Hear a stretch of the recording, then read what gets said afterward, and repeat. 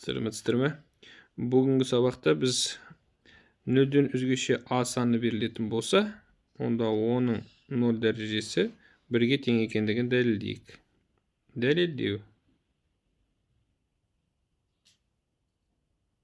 Яғни а-ның 0 дәрежесін біз былай жазып алайық. А-ның с минус с деп дәрежесі деп. Яғни мұндағы біздегі с кез келген константа болсын. Тұрақты шама. Ендеше дәреженің қасиетін пайдаланатын болсақ, а-ның с дәрежесі көбейтілген а-ның минус с дәрежесі түрінде жазуға болады. Енді бұдан бұл көбейтіндідегі екінші көбейткіш а-ның минус с дәрежесін 1 бөлінген а-ның с дәрежесі ретінде жазуға болады. Ендеше а-ның с дәрежесі көбейтілген 1 бөлінген а-ның с дәрежесі түрінде жазсақ, мына а-ның с дәрежесі мен а-ның с дәрежесі өздері қысқарады. Бізде нәтижеде 1-ге тең деген қорытындыға келеміз.